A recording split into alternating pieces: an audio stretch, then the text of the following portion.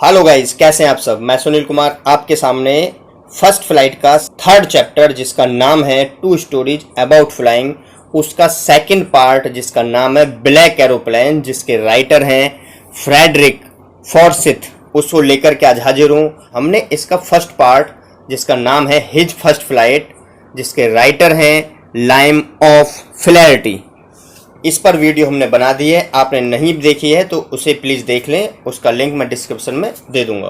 दोस्तों, जो इसका सेकंड पार्ट है ब्लैक एरोप्लेन, इसके जो राइटर हैं फ्रेडरिक फॉर्सिथ, इन्होंने ही अपनी ही इसमें कहानी बताई है, अपनी कहानी को ही इसमें दर्शाया है कि वो किस प्रकार एक बार जब एरोप्लेन से वो सफ़र कर रहे थे तो किस प्रकार वो माउंटेन जैसे बादलों में फंस गए थे। तो उसकी ये कहानी है जिसको हम शुरू करते हैं। दोस्तों, जब भी हम कहीं फंस जाते हैं या फिर किसी विपत्ति में हम फंस जाते हैं तो उस समय हमारा विवेक काम आता है। इसमें भी फ्रेडरिक फॉर्सिथ जी का विवेक काम करता है, लेकिन वो इमेजिनेशन के रूप में काम करता है। इस चैप्टर की समरी को देख लेते हैं। नैरेटर बता रहे हैं कि मेरे पीछे पूर्व दिशा में चांद उदय हो रहा था और मेरे ऊपर बिल्कुल क्लियर स्काई था। जो तारे थे वो चमक रहे थे। आकाश में भी बादल नाम की चीज नहीं थी, अर्थात वे बादल नहीं थे जिनसे कि एरोप्लेन को खतरा होता है। और मैं बहुत खुश था क्योंकि मैं ग्रामीण इलाके होते हैं उनके ऊपर से होता हुआ जा रहा था कि वो लोग सो रहे थे और मैं उनके ऊपर से अपनी उड़ान भर करके जा रहा था। वो बताते हैं कि मैं उस समय आकाश में अकेला था और अपने डकोटा एरोप्लेन को फ्रांस के ऊपर से मैं इंग्लैंड की तरफ उड़ रहा था, अर्थात मैं इंग्लैंड की तरफ जा रहा था। वो कह रहे हैं कि मैं अपनी छुट्टियों के बारे में सोच रहा था, मतलब चलाते चलाते इमेजिनेशन कर रहे थे कि मैं अपनी जो छुट्टियां हैं उन्हें अपनी फैमिली के साथ बिताऊंगा। इससे वो बहुत ही ज्यादा उत्तेजित थे। सोच रहे थे कि मैं अपनी फैमिली के साथ एक बड़ा सा इंग्लिश ब्रेकफास्ट करूंगा क्योंकि मैं ब्रेकफास्ट तक पहुंच जाऊंगा। उन्होंने तभी घड़ी देखी और घड़ी में वो देखते हैं कि रात के 1:30 बजे हुए थे। उन्होंने फिर सोचा मैं पेरिस जो कंट्रोल रूम है उससे बात कर लूं और बता दूं कि मैं इस तरफ जा रहा हूं, क्योंकि कंट्रोल रूम से बात करनी पड़ती है जहां से हम गुजरते हैं, कहां से गुजर रहे हैं, कहां जा रहे हैं, ताकि वो हमें इन्फॉर्म करते रहें, अर्थात हमें गाइड करते रहें। फिर उन्होंने एरोप्लेन के सामने वाले हिस्से से अर्थात अग्रभाग से नीचे देखा तो उन्हें एक शहर की रोशनी दिखाई दी। तो उन्हें लगा कि वो पेरिस आ गया है।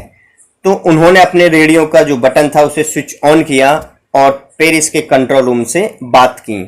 उन्होंने कहा यह डकोटा DS-088 है, कैन यू हियर मी, क्या आप मुझे सुन सकते हैं? मैं इंग्लैंड की तरफ अपने रास्ते पर हूँ, ओवर।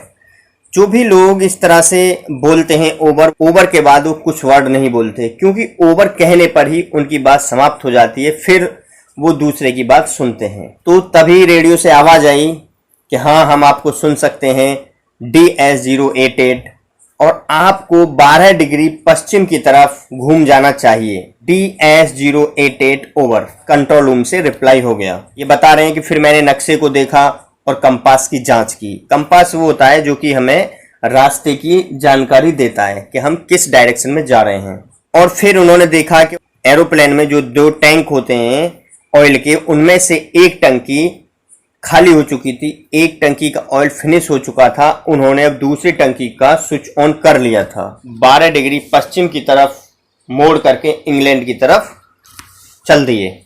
नैरेटर सोच रहे हैं कि मैं नाश्ते के समय तक इंग्लैंड पहुंच जाऊंगा और एक बड़ा सा इंग्लिश ब्रेकफास्ट करूंगा। सारी चीजें ठीक चल रही थी और ये एकदम सिंपल उड़ान थी, इसमें कोई भी दिक्कत नहीं थी। अब वो पेरिस को लगभग 150 किलोमीटर पीछे छोड़ आए थे। तब उन्होंने देखा कि स्काई में बादल हैं और वो भी बादल तूफानी, ऐसे बादल जो काले पहाड़ों जैसे लग रहे थे। फिर नैरेटर ने सोचा कि मैं इन क्लाउड्स को पार नहीं कर सकता, इनके अंदर से नहीं जा सकता, और यदि मैं घूम करके जाऊं अर्थात मैं नॉर्थ या वेस्ट की तरफ घूम करके जाऊं तो ऑयल बहुत ज्यादा लगेगा और मेरे पास इतना ऑयल नहीं है।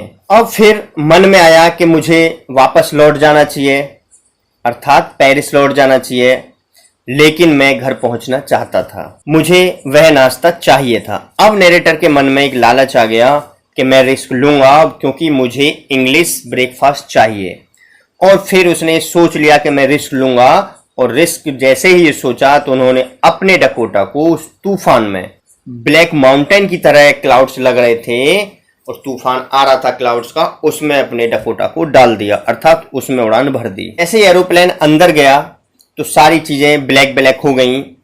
एरोप्लेन से बाहर कुछ भी देखना असंभव था। एरोप्लेन हवा में उछलने लगा और ट्विस्ट होने लगा, बल खाने लगा। मैंने कंपास की तरफ देखा, मुझे अपनी आंखों पर बिलीव नहीं हुआ कि कंपास की जो सुई थी वो चारों तरफ घूमती जा रही थी।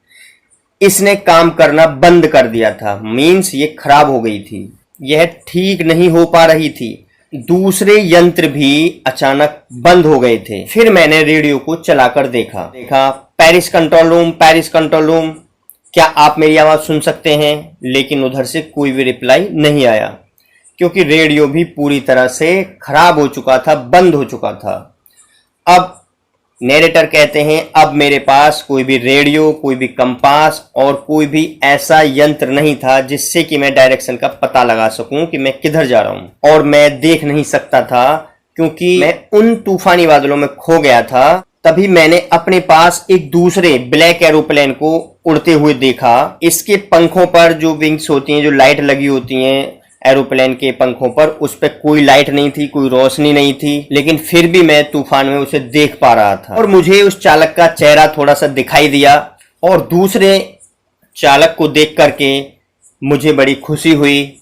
उसने एक हाथ उठाया और हिलाकर मेरी तरफ इशारा किया, मेरे पीछे चले आओ। वह कह रहा था कि फॉलो मी। वह शायद जानता था कि मैं खो गया हूं और मैंने सोचा कि वह मेरी हेल्प करने की कोशिश कर रहा है। उसने अपना एरोप्लेन धीरे धीरे नॉर्थ की ओर घुमाया और मेरे डकोटा के आगे लगा दिया ताकि मेरे लिए उसका पीछा करना आसान हो जाए और मैं इधर उधर ना भटकूं। मैं बिल्कुल एक ओबीडिएंट चाइल्ड की तरह उसके पीछे हो लिया और मैं बहुत प्रसन्न था। क्यों प्रसन्न था? क्योंकि अब तक मैं भटक रहा था और अब कोई सहारा देने वाला मिल गया था, अर्थात हेल्प करने वाला मिल गया था। लगभग आधे घंटे बाद ब्लैक एरोप्लेन बादलों के मध्य अब भी मेरे आगे ही था, मतलब आगे ही चले जा रहा था और मैं उसके पीछे पीछे था। अब जो ओल्ड डकोटा था मेरा एरोप्लेन, उसकी टंकी को मैंने देखा तो उसमें केवल 5 या 10 मिनट की उड़ान के लिए ही पर्याप्त ईंधन था, अर्थात पर्याप्त फ्यूल बचा था।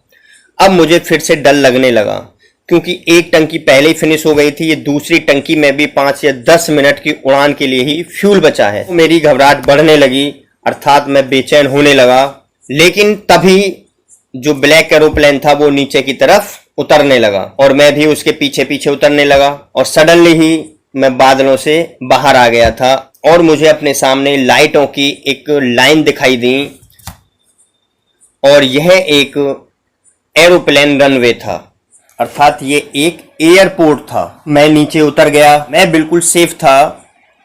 मैं उस ब्लैक एरोप्लेन में अपने जो फ्रेंड को देखने के लिए घूमा, लेकिन जो स्काई था वो बिल्कुल एम्प्टी था, खाली था, वहाँ कुछ भी दिखाई नहीं दे रहा था। जो ब्लैक एरोप्लेन था वो जा चुका था, मुझे वह कहीं भी दिखाई नहीं दिया। मैं नीचे उतर आया और मुझे कोई भी अफसोस नहीं था जब मुझे कंट्रोल टावर के नज़दीक पुरानी डकोटा को छोड़कर जाना पड़ा, क्योंकि अब उसमें फ्यूल बचा नहीं था, मैं उसे ले जा नहीं सकता था। अब मुझे अफसोस नहीं था क्योंकि मैंने उसे अब खड़ा कर दिया था, क्योंकि जब फ्यूल डलता तब मैं उसे ले जाता। अब मैं कंट्रोल रूम में गया और वहाँ पर जो एक लेडी बैठी थी, मैंने उनसे पूछा मैं कहाँ हूँ और जो दूसरा एरोप्लेन था और उसका जो पायलट है वो कहाँ है। मैं उसका धन्यवाद करना चाहता हूँ क्योंकि उसने आज मेरी जान बचाई है और वो मुझे उस तूफान से निकाल करके लाया है। उस लेडी ने अजीब ढंग से मेरी तरफ देखा और हंस दी। दूसरा एरोप्लेन इस तूफान में, आज रात कोई भी अन्य एरोप्लेन नहीं उड़ रहा था, केवल एक तुम्हारा ही एरोप्लेन था जो मुझे रडार पर दिखाई दे रहा था। तो फिर नैरेटर सोचने लगा तो वो कौन था जिसने सुरक्षित पहुंचने में मेरी मदद की थी, जबकि मेरे पास कोई कंपास, कोई रेडियो नहीं था और मेरी टंकियों में भी अधिक फ्यूल नहीं बचा था। उस स्ट्रेंज ब्लैक एरोप्लेन में वह चालक कौन था? जो तूफान में बिना रोशनी के उड़ रहा था। अब ये सारे के सारे सवाल नैरेटर के मन में उमड़ रहे थे कि आखिर किसने मेरी मदद की, कौन था वो जिसने मुझे यहाँ तक सुरक्षित पहुँचाया। लेकिन यहीं पर लेसन फिनिश हो जाता है और इस बात का पता नहीं चलता कि वो ब्लैक एरोप्लेन में कौन था जिसने कि इस नैरेटर की मदद की थी। तो दोस्तों, आपको क्या लगता है वो कौन होगा? जो भी आपको लगता है वो मुझे कमेंट में लिख करके बताएं। मुझे जो लगता है वो उसकी इमेजिनेशन थी, उसकी कल्पना थी जिसने कि उसकी मदद की थी। लेकिन यदि आपको कुछ और लगता है तो आप कमेंट में ज़रूर बताएं। दोस्तों, आपको ये वीडियो कैसी लगी? यदि आपको ये वीडियो अच्छी लगी है तो इसे लाइक करें, अपने फ्रेंड सर्किल और रिलेटिव्स में वीडियो को शेयर करें, और यदि अभी तक चैनल सब्सक्राइब नहीं किया है तो चैनल को सब्सक्राइब जरूर कर लें। और हाँ दोस्तों, यदि आप मोटिवेशनल और इंस्पायरिंग स्टोरीज देखने के शौकीन हैं तो हमारे चैनल पर मोटिवेशनल और इंस्पायरिंग स्टोरीज भी डाली जाती हैं, और हमारी प्लेलिस्ट में वो सारी इंस्पायरिंग और मोटिवेशनल स्टोरीज हैं जो कि आपकी लाइफ चेंज करने में और आपकी समझदारी बढ़ाने में आपकी मदद कर सकती हैं। धन्यवाद दोस्तों।